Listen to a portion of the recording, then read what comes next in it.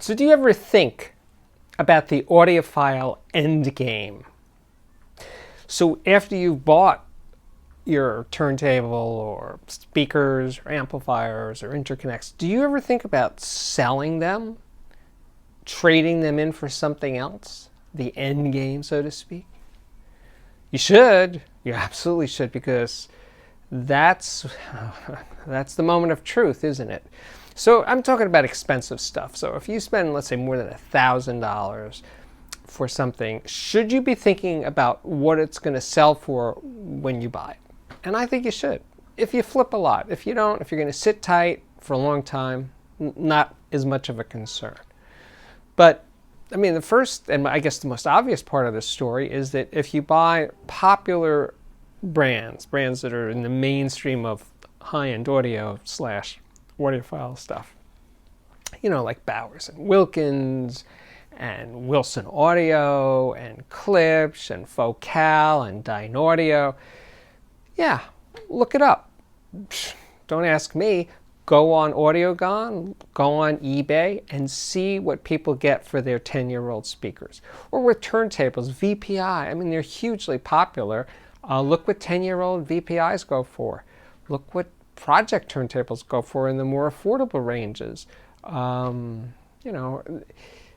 With electronics, Macintosh is probably the gold standard, right? I mean, people are so loyal to Macintosh, but Macintosh or Audio Research or Conrad Johnson or Krell or Past Labs, Mark Levinson, look around and you'll see. Now, I'm not really suggesting that you don't buy products from newer companies or from obscure companies, just that when you do, the payback at the end is going to be smaller. It just is, unless if it's a new company and then as the years go by their products become incredibly popular, well, then you'll be okay, but you won't have any way of predicting that in advance. But that's the reality. I mean, when I was in retail, I had this customer who came in, this is in maybe the early 90s, and he wanted to buy a Symdex speaker, Symdex. And though I don't think we weren't selling them at that point, we knew the company, we knew the people there, and so I could get it for him. I just didn't think it was a good idea because I knew that since it wasn't a happening product, it wasn't going to be worth anything. And he was the kind of guy who did flip very quickly. And I said, no, don't do this. It was an expensive speaker. It was around $5,000. And it was an expensive speaker. And I said, no, because you're going to come back to me and you're going to say, I want something else now. And I'm not going to be able to take it for anything, And anyway, he's a big boy. It's his money. I got it for him. He bought it. He was happy at first. And then right like clockwork, he changed his mind down the road. 6 months, 8 months later, he was ready to bail. And I said, I think we had this conversation and I told you it was, I don't want to say I told you, so I'm sure I didn't say it like that, but you were warned and now I don't think you're going to get very much. And I think it may have been $500, it may have been $800 for his $5,000 speakers. I felt awful.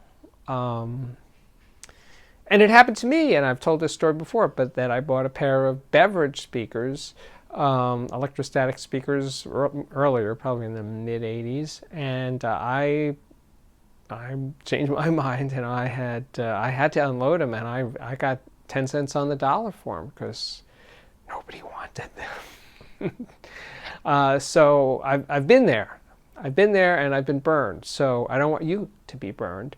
So look before you leap. I mean, look on eBay, look on Audiogon, see what they go for, and not just the asking prices for 10-year-old things, or pick your own time frame, but look for used ones and see what they go for, not just the asking price, but what they're selling for in auctions, and you'll have some handle as to what in a particular company you're interested in, and see what they go for. Some products hold up pretty well. Some 10-year-old speakers and amplifiers and stuff, they could be worth half of the original cost. Sometimes more, sometimes 40%. But I think for 10 years, even if you got 40% back, that's That's not so bad. But basically, think before you buy. That's the main goal here in the audiophile endgame. I've never said this before. Check me out, or follow me, I should say, on Twitter.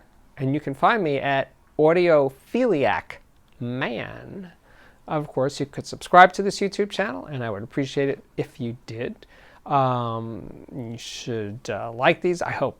Like these videos, share these videos, do all that social media stuff. And I will see you back here again very, very soon. I hope. Bye-bye.